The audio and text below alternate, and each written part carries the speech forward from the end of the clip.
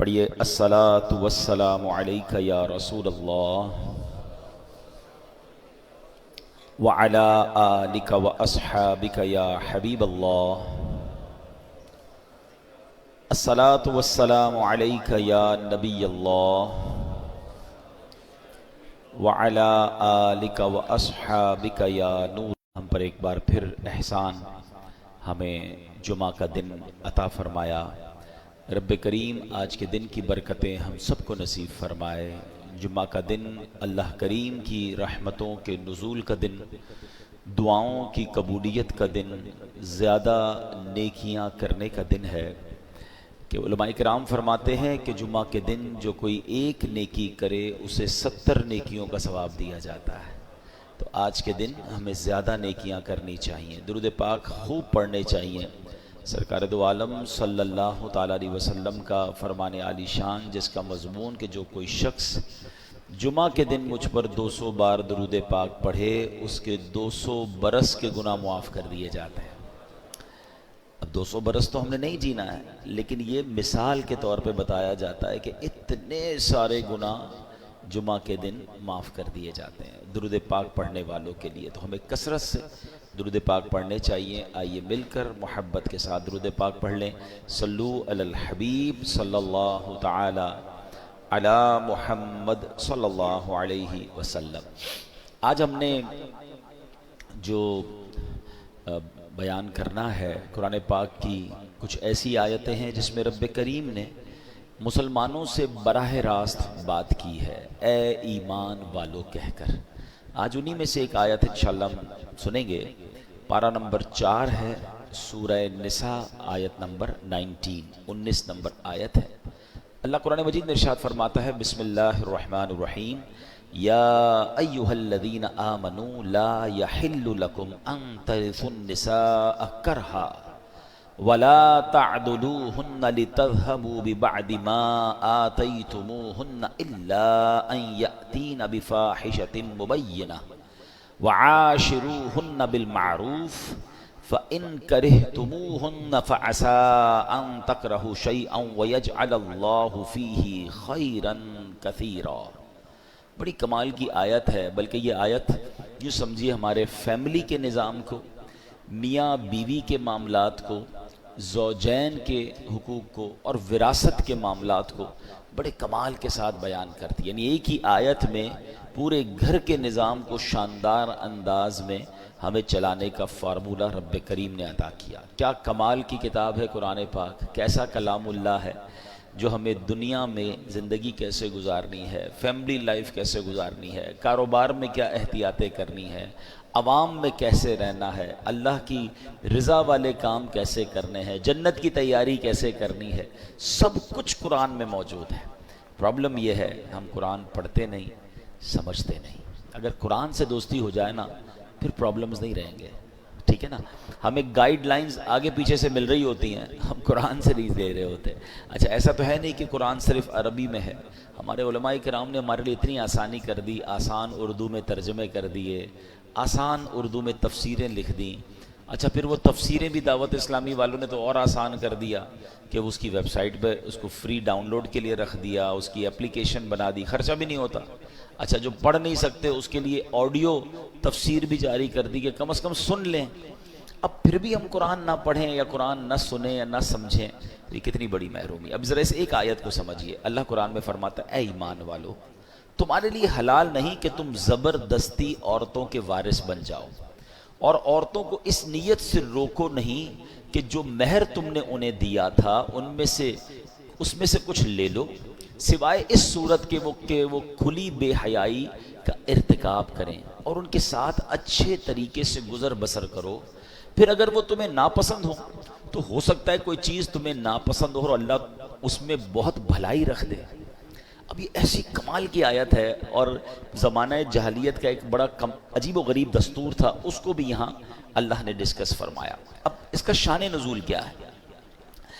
اسلام سے پہلے اہل عرب کا یہ دستور تھا کہ لوگ مال کی طرح اپنے رشتہ داروں کی بیویوں کے بھی وارث بن جاتے تھے، معاذ اللہ۔ یعنی عورتیں بھی ایک طرح سے مال کی طرح ہوتی تھی، یعنی کسی کا انتقال ہوتا تھا اس کا مال بٹتا تھا نا، تو اس کی بیوی کے بھی کوئی نہ کوئی وارث بن جاتا. چاہتے تو بغیر ہی مہر کے اپنی زوجیت میں رکھتے، یعنی اپنی بیوی بنا لیتے، یا کسی اور سے شادی کرواتے اور مہر خود لے لیتے کہ بھئی یہ تو میرا مال ہے نا، شادی تم کر لو، مہر مجھے دے دو. یا انہیں آگے شادی نہیں کرنے دیتے بلکہ اپنے ہی پاس رکھتے تھے تاکہ ان کو جو مال وراثت ملا ہے وہ ان لوگوں کو دے دیں، تب یہ ان کی جان چھوڑیں گے. یعنی پیسے وراثت میں عورت کو ملے گا، تم اب میری ہو گئی، اب تمہارے پیسے بھی میرے. اچھا، یا عورتوں کو اس لیے روک کر رکھتے تھے کہ یہ مر جائیں گی تو روکنے والے لوگ پھر ان کے مال کے وارث بن جائیں گے. الغرض وہ عورتیں ان کے ہاتھ میں بالکل مجبور ہوتی تھیں، اپنے اختیار سے کچھ نہ کر سکتی تھیں. اس رسم کو مٹانے کے لیے یہ آیت نازل فرمائی. کتنا پیارا مذہب ہے ہمارا کہ اسلام سے پہلے عورتوں کا یہ حال تھا، پیر کی جوتی مال کی طرح ایک دوسرے کے بعد ٹرانسفر ہوتی رہتی تھی، کوئی عزت نہیں، کوئی تعظیم نہیں. اس آیت مبارکہ میں اللہ پاک نے اہل ایمان کو، بات کس سے کی اللہ نے؟ اے ایمان والو. اہل ایمان کو عورتوں سے متعلق متعدد بہت سارے آرڈرز عطا فرمائے، احکام عطا فرمائے. چنانچہ فرمائے کہ عورتوں کا زبردستی وارث بن جانا تمہارے لیے حلال نہیں. اچھا، یہاں کچھ مزید تھوڑا سا ہم جو یہ وراثت کا پرابلم آج کل چل رہا ہے کہ وارثوں کا مال لوگ ہڑپ کر جاتے ہیں. مال وراثت میں ہیرا پھیری، اپنے اسے ہڑپ کر جانا، حقداروں کو محروم کرنا، یہ زمانہ قدیم سے چلا آ رہا ہے. اسلام سے پہلے بھی لوگ جہالت میں یہ کام کرتے تھے اور یہ سخت ظلم ہے. یاد رکھیے کہ جو جاہلیت عرب کے لوگ تھے بچوں اور عورتوں کو وراثت سے محروم کر دیتے، کہتے بچوں اور عورتوں کی وراثت نہیں ہوتی. ان میں جو زیادہ طاقتور ہوتا، زیادہ اثر والا ہوتا تھا، وہ جناب بغیر کسی تعامل کے، بغیر کسی ہیزیٹیشن کے وہ سارا مال سمیٹ لیتا تھا، مرنے والے کا وراثت پر، میراث پر قبضہ کر لیتا، کمزوروں کا حصہ چھین لیتا. اور ہمارے یہاں بھی برے صغیر میں بھی اسلام سے پہلے دیگر قوموں میں یہ معاملات تھے کہ عورتوں کو والدین کے مرنے کے بعد ان کی بیٹیوں کو اور بیویوں کو، عورتوں کو وراثت کا مال نہیں دیا جاتا تھا. اللہ اکبر، یہ سب انصاف کے تقاضوں کے خلاف تھا. سبحان اللہ، دین اسلام کا یہ اعزاز ہے، یہ اسلام کی شاندار تقسیم ہے کہ اللہ کریم نے اس افراط و تفریط کو، اسلام نے آ کر اس جو کنفیوژن ہے یا جو لوگوں کے ساتھ زیادتی ہو رہی تھی، اس کو ختم کیا. تقسیم میراث کے معاملے کو بڑے احسن طریقے سے قرآن میں بیان فرمایا، محروموں کو حق دیا اور ظالموں کو ان کی حدود میں رکھا، ہر ایک کو اس کا مناسب حصہ عطا فرمایا. جیسے بطور خاص یتیموں اور عورتوں کے لیے قرآن مجید نے خصوصی احکامات دیے. عورتوں اور بچوں کو وراثت کا حق نہ دینے کی رسم کو بالکل باطل قرار دیا. قرآن مجید نے مرد و عورت میں سے ہر ایک کو اس کے والدین میں سے بچوں کو وراثت سے حصہ، جو والدین سے دیگر رشتہ داروں کے مال وراثت میں حصہ اس کا قرار دیا گیا. یعنی مردوں کو بھی حصہ ملے گا، عورتوں کو بھی ملے گا. اور خاص طور پر بچوں کے مال کی حفاظت کرنے کا، خاص طور پر جو یتیم بچے ہیں ان کے لیے ایکسٹرا آرڈر دیے کہ ان کے مال کی حفاظت کی جائے. بوقت ضرورت انہیں ان کا مال دینے اور پھر ان کے مال میں خیانت سے بچنے کا تاکیدی حکم قرآن مجید میں بیان فرما دیا. اور ان کا مال کھانے والے کے بارے میں کیا فرمایا؟ اپنے پیٹ کو آگ سے بھرنے والا قرار دیا گیا، جہنم میں جانے کا سبب قرار دیا. مال یتیم کو کھانا یہ بہت زیادہ برا کام ہے. اور یتیموں کی کفالت کے فضائل پتہ ہے کیا بیان ہوئے؟ نبی پاک فرماتے ہیں، حدیث کا مضمون ہے کہ قیامت کے دن یتیم کی کفالت کرنے والا اور میں، نبی پاک فرماتے دونوں اس طرح ساتھ ہوں گے. یعنی جنت میں اس طرح نبی پاک فرماتے جس طرح دو انگلیاں ساتھ ہیں نا، یتیم کی کفالت کرنے والے کو میں ایسے جنت میں ساتھ لے جاؤں گا. اچھا، فرماتے اس سب سے اچھا دسترخوان، احادیث میں مضمون ہے، وہ دسترخوان ہے جس دسترخوان پہ کوئی یتیم بھی ہو. وہ گھر سب سے اچھا ہے جس گھر میں کسی یتیم کی کفالت کی جاتی ہے. یعنی یتیم کی کفالت کرنے پر بہت زور دیا گیا. مگر آج بھی وہ زمانہ جاہلیت تھا کہ جب اسلام سے پہلے یہ کام ہوتا تھا، مگر آج بھی یہ خبریں ملتی ہیں کہ بیچارے یتیم ہوتے ہیں، والد کا انتقال ہو گیا، بچے چھوٹے ہیں، رشتہ داروں نے مل کر اس یتیم کا مال ہی ہڑپ کر لیا. بچوں کو تو پتہ ہی نہیں ہوتا کہ ہمارے ماں باپ نے کیا چھوڑا ہمارے لیے، ہڑپ کر لیا جاتا ہے. بہنوں کا حق نہیں دیا جاتا. اچھا، بھائیوں میں بھی یہ ہوتا ہے کہ جو زیادہ طاقتور ہوتا ہے، بڑا بھائی ہوتا ہے، چھوٹے بھائی باقی ہوتے ہیں، وہ تمام بھائی بہنوں کا حق دبا لیتا ہے. کوئی تقسیم نہیں ہوتی ہے، پتہ ہی نہیں ہوتا والد صاحب نے کیا چھوڑا، ماں نے کیا چھوڑا. اے میرے پیارے اسلامی بھائیوں، یاد رکھیے یہ وارثوں کا حق دبانا یہ حرام، یہ جہنم میں لے جانے والا کام ہے۔ اور ہم نے کئی ایسے واقعات دیکھے ہیں کہ والدین کے جانے کے بعد بھائیوں میں پھر لڑائیاں ہوتی ہیں، فیملی ٹوٹ پھوٹ کا شکار ہو جاتی ہے۔ یہ پیسہ کتنی خراب چیز ہے کہ زندگی بھر ساتھ رہنے والے بھائی خون کے پیاسے ہو جاتے ہیں۔ یہاں ایک اور بڑا پرابلم یہ ہے کہ دین سے دوری ہے، شریعت کے معاملات نہیں پتہ ہے۔ اچھا کچھ بہنوں کی طرف سے بھی ایسی، ابھی پچھلے دنوں ایک خاندان میں جھگڑا چل رہا ہے، والد صاحب، اب عجیب بات دیکھیں، کلفٹن یعنی اس اچھے ایریا میں رہنے والے لوگ ہیں، کروڑوں روپے چھوڑ کر گئے ہیں، مگر بھائی بہنوں میں ایسا ڈسپیوٹ ہے کہ جناب کسی کو وراثت نہیں ملی ہے۔ اچھا وراثت نہیں مل رہی، پراپرٹی بک نہیں رہی، انہی کے بچوں کو میں نے دیکھا کہ بیچارے وہ رکشا چلا رہے ہیں، اور جناب وہ کروڑ پتی ماں باپ کے بیٹے ہیں اور کھانے پینے کے لیے کچھ نہیں، علاج کے پیسے نہیں ہیں۔ ایک بار مجھے کوشش کرنے کا موقع ملا، میں نے کہا بھائی جب ماں باپ اتنے چھوڑ کر گئے ہیں، سب بھائی بہن بیٹھے ہیں اور تقسیم کر لے۔ تو پتہ بہنوں کی طرف سے کیا پیغام آیا کہ ہم جناب کو، آپ کو لگتا ہے کہ یار یہ لوگ اچھا کام کرتے ہیں، ان کو دے دینا، یہ میرے لیے صدقہ جاریہ کا کام کریں گے، تو آپ کے تو وارے نیارے ہو جائیں گے۔ لیکن کلیئر کر کے جائیں، جھگڑا چھوڑ کے نہ جائیں۔ اور میں آج دوبارہ، اللہ کرے میری یہ بات ان لوگوں تک پہنچے، بہت سارے میسیجز آتے ہیں بہنوں کی طرف سے آتے ہیں کہ ہمارے بھائی ہمارا حق نہیں دے رہے، وہ بیچاریاں کیا کریں، اپنے بھائیوں سے کیسے لڑیں۔ خدا کے واسطے خدا کا خوف کریں وہ لوگ کہ جو وراثت دبا کے بیٹھے ہیں، جو جن کا حق ہے وہ انہیں نہیں دے رہے، یہ حق تمہیں برباد کر دے گا۔ وہ بہن تو بیچاری کچھ نہیں کہہ پائے گی مگر اللہ تو دیکھ رہا ہے نا۔ تو مثل مالے جو یتیم کا مال ہے وہ بھی پورا ادا کریں۔ اگر یتیموں کا مال ہے اور بچے چھوٹے ہیں، ان کو ابھی بھی نہیں دے سکتے، تو علماء کرام کے پاس جائیں، وہ آپ کو طریقہ بتائیں گے کہ ان کا مال کیسے محفوظ کریں، کیسے ایسی جگہ ترکیب بنائیں کہ جب یہ بڑے ہوں تو ان کو پورا مال ان کا ملے۔ یہ ذمہ داری ہے، اور یہ اپنے بارے میں سوچیں کہ اگر میرا انتقال ہو جائے اور میرے بچے چھوٹے ہوں اور میرے چھوٹے بچوں کا کوئی مال دبا جائے تو کتنی تکلیف ہوگی۔ تو آج کسی کے بچوں کا کوئی مال دبا رہا ہے، وہ سوچے کل تمہارے بچوں کے ساتھ ایسا نہ ہو جائے۔ جس طرح اپنے بچوں کی فکر کرتے ہیں، اس طرح یتیم کے مال کی فکر کرنی چاہیے کہ وہ جب بڑے ہوں، ابھی بچپن میں بھی ان کی خیر خواہی ہو، اچھی تربیت ہو، اچھی تعلیم ہو، دین سیکھیں، اور جب بڑے ہو جائیں تو ان کا جو حق ہے وہ انہیں لوٹا دیا جائے۔ اچھا قرآن یہاں پر کئی جگہوں پر، یہ ایک جگہ پر نہیں، قرآن نے بار بار یتیم کے مال کی احتیاط اور یتیم کے مال میں گڑبڑ نہ کرنے پر بار بار تنبیہ کی۔ ایک جگہ قرآن میں ارشاد ہوتا ہے وَتَأْكُلُونَ التُّرَاثَ أَكْلًا لَمًّا، قرآن فرماتا ہے وَتَأْكُلُونَ التُّرَاثَ أَكْلًا لَمًّا وَتُحِبُّونَ الْمَالَ حُبًّا جَمًّا، قرآن کہتا ہے اور میراث کا سارا مال جمع کر کے کھا جاتے ہو اور مال سے بہت زیادہ محبت رکھتے ہو۔ قرآن تنبیہ کر رہا ہے، سمجھا رہا ہے، اور بار بار کہیں آگ میں جلنے کے بارے میں بتایا جا رہا ہے کہ وراثت کا مال کھاؤ گے تمہارے لیے آگ بن جائے گا، جہنم میں لے جانے کا سبب ہوگا۔ تو یہ نہ سوچیں کاروبار کا کیا ہوگا، یہ نہ سوچیں کہ پراپرٹی کا ریٹ کم ہے، جس کا جو حق ہے اس کو دے دیں، اپنے سرمایہ میں کام کریں، اللہ اس میں برکت ڈال دے گا۔ یہ اب الگ بات ہے کہ بہنیں کہتی ہیں کہ ٹھیک ہے کاروبار چل رہا ہے، پراپرٹی ہے، جب اچھا ریٹ آ جائے تب، اگر کتنا آپس میں رضامندی سے ڈیلے ہو رہا ہے پھر کوئی پرابلم نہیں ہے، مگر کلیئر تو کر دینا کہ یہ آپ کا حصہ ہے، یہ آپ کا حصہ ہے، یہ آپ کا ہے، آپ بتائیں کیا کرنا ہے، پراپرٹی یا کاروبار میں سے نکال کے دے دوں، یا آپ کہیں تو ساتھ مل کر چلتے ہیں، تو پھر کوئی ایگریمنٹ کر لیں۔ آج بھائی بہن زندہ ہیں، کل کسی کا انتقال ہو جائے گا، ان کے بچوں کو کیسے پتا چلے گا کہ ہمارے والدین کا کیا حصہ تھا۔ جتنا کلیئر کر کے، جتنا واضح کر کے چلیں گے، اتنا انشاءاللہ خاندان میں جھگڑا نہیں ہوگا۔ آپ یقین کریں، میں ان بھائی بہنوں کو ایک پیغام دینا چاہتا ہوں، ماں باپ چلے گئے نا، ان کی روح خوش کرنی ہے، کبھی آپس میں لڑائی مت کرنا، جڑ کے رہنا، مٹھی بن کے رہنا، وہ ہمیشہ راضی رہیں گے۔ یہ جو پیسوں کے لیے لڑتے ہیں، الگ ہو جاتے ہیں، ایک دوسرے کا منہ نہیں دیکھتے، سوچو قبر میں کتنی تکلیف ہوتی ہوگی۔ تو کلیئر کر لیں، بھائیوں، بڑے بھائیوں کو چاہیے تھوڑا دل بڑا کر لیں، تھوڑا بہن کو زیادہ چلا جائے کوئی بات نہیں، وہ بہنیں یہ میری بہن ہے، وہ میرا خون ہے۔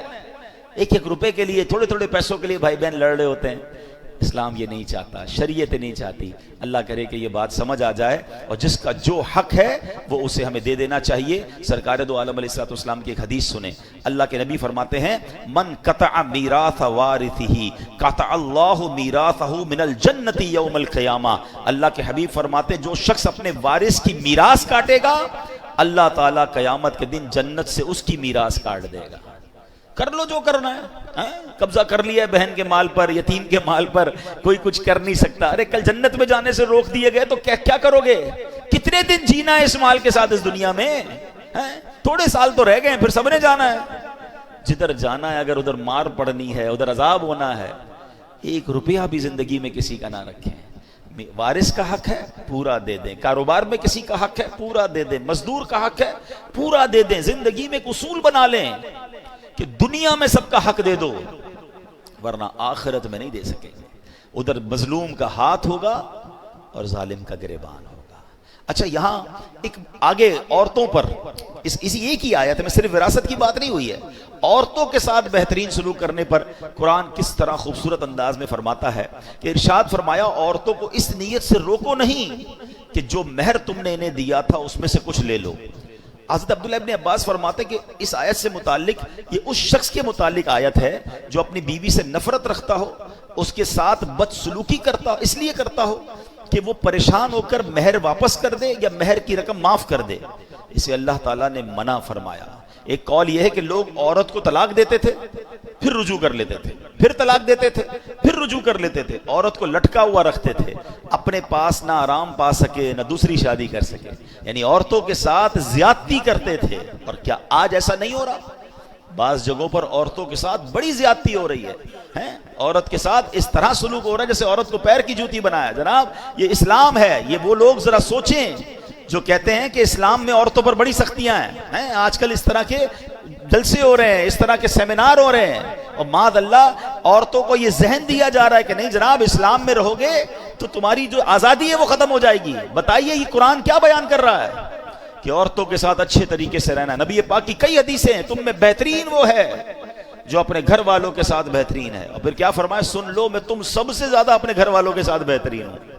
اللہ کے نبی فرما رہے ہیں، یعنی اسلام جتنا عورتوں کی آزادی، عورتوں کے لیے سکون، عورتوں کے ساتھ اچھا سلوک، عورتوں کے ساتھ زیادتی نہ ہو، جو اسلام بیان کرتا ہے دنیا کا کوئی مذہب بیان نہیں کرتا۔ بلکہ چلیے جناب میں تھوڑا سا اسلام سے پہلے کی بات آپ کو بتاؤں۔ بہت سارے مسائل ہیں کہ انسان نے پہلے عقل کے ذریعے اس کو حل کرنے کی کوشش کی، دین کی طرف نہیں آیا۔ اب ذرا غور کیجئے، مسئلہ نسوانیت کا مسئلہ ہے، جو نسوانیت ہے، فیمنزم ہے، عورتوں کے حقوق کا مسئلہ، ذرا اس پہ بات کریں تو صدیوں سے انسان اس کا حل تلاش کر رہا ہے۔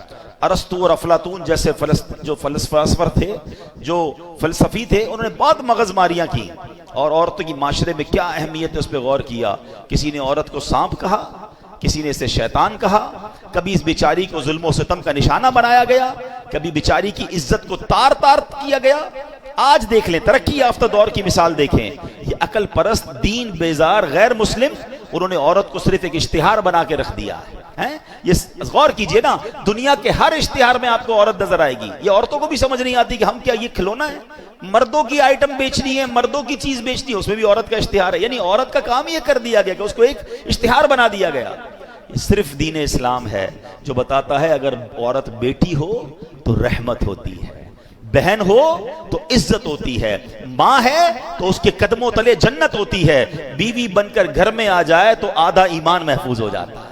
یعنی عورت کا ہر روپ اسلام نے بیان کیا کہ عورت کو جو عزت اسلام میں ہے، اللہ کرے کہ ہماری بہنوں کو یہ بات سمجھ آئے جو آج سمجھتی ہیں کہ اسلام میں سختیاں ہیں، قرآن نہیں پڑھتے نا، پہلے عورتوں کا کیا حال تھا، اور قرآن بار بار کہہ رہا ہے کہ عورت کے ساتھ آپ نے اچھا سلوک کرنا ہے۔ اچھا، اسی آیت میں ایک اور جز بڑا کمال کا بیان ہوا، وہاں یہ ارشاد ہوا کہ جناب عورت جو ہے اس کے ساتھ اچھے طریقے سے گزر بسر کرو۔ اب بعض اوقات کیا ہوتا ہے کہ ہمارے یہاں ایک تو اچھے طریقے سے گزر بسر نہیں کر رہے ہوتے، نہ کھانا پراپر دے رہے ہیں، نہ لباس دے رہے ہیں، بلکہ زیادتی کر رہے ہیں، اور جناب بعض اوقات تو شوہر فرعون بن کے گھوم رہا ہوتا ہے اور عورت کو کبھی مار رہا ہے۔ وہ کیسا مرد ہے جو عورت پر ہاتھ اٹھاتا ہے؟ یہ کون سی جمع مردی ہے کہ عورت پر ہاتھ اٹھایا جا رہا ہے؟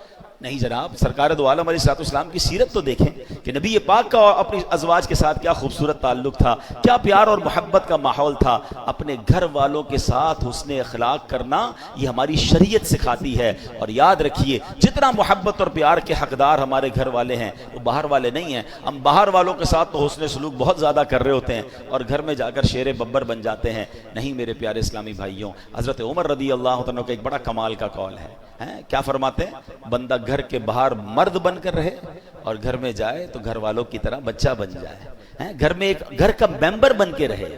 ہم گھر میں جا کے مردانگی دکھا رہے ہوتے، گھر میں آفیسر بن جاتے ہیں۔ نہیں جناب، گھر والے پیار کے جو ہے وہ متمنی بھی ہیں اور ان کا حق بھی ہے۔ اب یہاں ایک اور قرآن کہتا ہے کہ اگر تمہیں وہ ناپسند تو ہو سکتا ہے کہ کوئی چیز تمہیں ناپسند ہو اور اللہ اس میں بہت بھلائی رکھ دے۔ یہ آخری بات ہے اس آیت کا، جو آخری جزء ہے بڑے کمال کا، کہ مثال کے طور پہ عورت آپ کے گھر میں آ گئی، اس کی کوئی بد زبانی ہے یا جناب اس کی خوبصورتی آپ کو پسند نہیں ہے، اس کے معاملات آپ کو کچھ کوئی ایسی چیزیں جو آپ کو پسند نہیں ہے، تو قرآن کیا کہتا ہے؟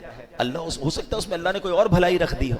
بعض اوقات عورت پسند نہیں ہے مگر انسان طلاق دینے میں جلدی نہ کرے، علماء کہتے ہیں ہو سکتا ہے اس سے تمہیں کوئی نیک اولاد ملنے والی ہو جو تمہاری آنکھوں کا سرور بن جائے، تمہاری مغفرت کا ذریعہ بن جائے۔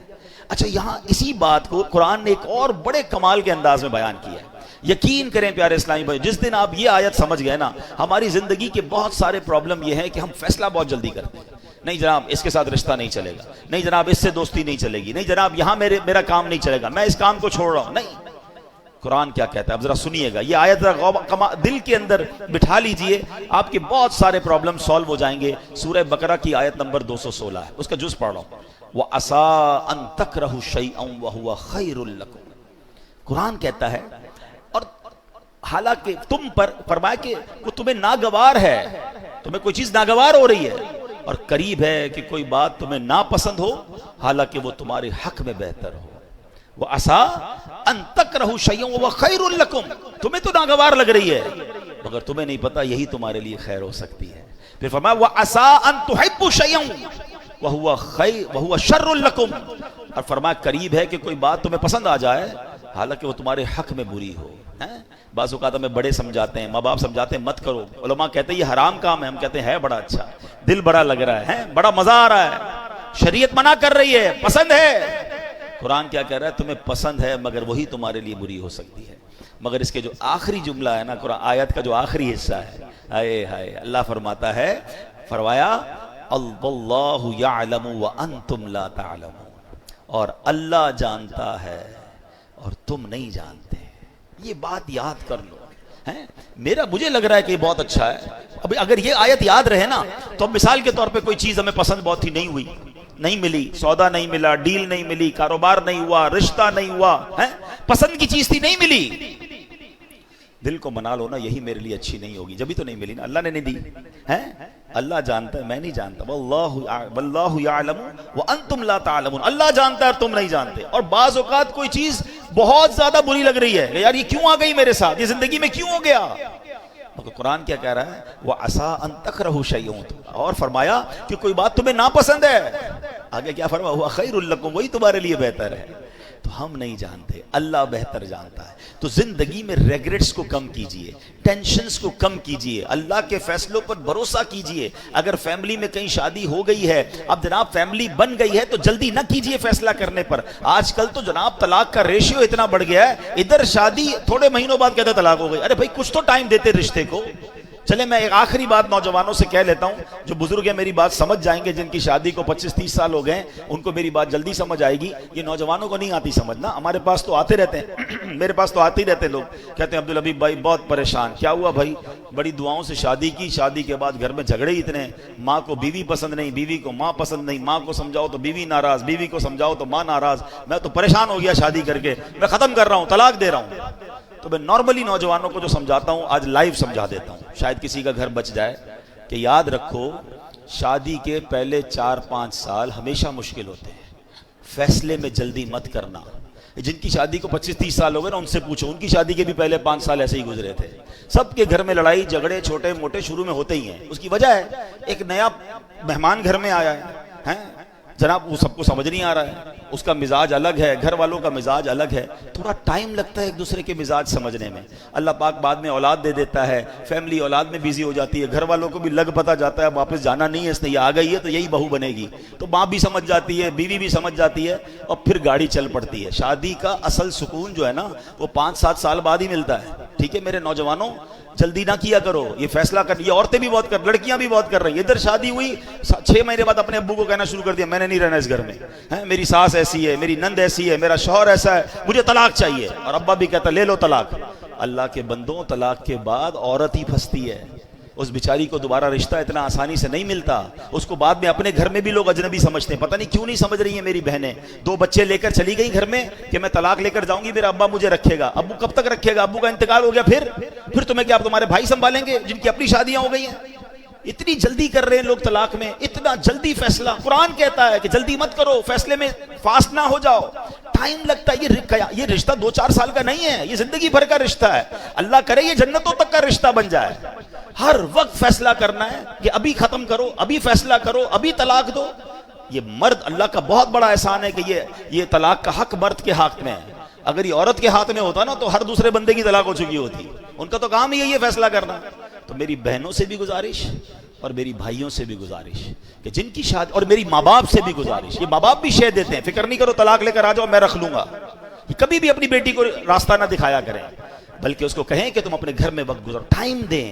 کچھ وقت لگتا ہے, اللہ کی رحمت سے انڈرسٹینڈنگ بھی ہو جائے گی اور اگلی زندگی بڑی خوشگوار اور پیار والی گزرے گی. اور مجھے آ کر کہا کئی لوگوں نے کہ آپ نے مشورہ دیا, میں تو طلاق کا فیصلہ کر چکا تھا, مگر اب الحمدللہ کچھ عرصے بعد میری فیملی میں سب میں انڈرسٹینڈنگ ہو گئی, میں بہت خوشی والی لائف گزار رہا ہوں. یہ قرآن کہتا ہے کہ تمہارے لیے ہو سکتا ہے کوئی اور بھلائی رکھی ہو. تو خدا را یہ فیملی, یہ رشتہ, یہ کوئی ایسا رشتہ نہیں کہ آج بناؤ کل توڑ دو. اس کو چلائیں, اس کو وقت دیں. اللہ نے آگے بھلائی رکھی ہوگی, اللہ نے آگے خیر رکھی ہوگی. اللہ کرے کہ ہم اپنے گھر میں محبت اور پیار سے رہیں, قرآن کی تعلیمات پر عمل کریں, تو انشاءاللہ اس کی برکتیں ملیں گی. اللہ پاک عمل کرنے کی توفیق عطا فرمائے. ویڈیو دیکھنے کا شکریہ. اگر آپ چینل پر نئے ہیں تو سبسکرائب کر لیں اور ساتھ ہی ساتھ بیل آئیکن پر بھی کلک کر دیں تاکہ یوٹیوب ہماری ہر ویڈیو کا نوٹیفیکیشن سب سے پہلے آپ کو بھیج دے. جزاک اللہ.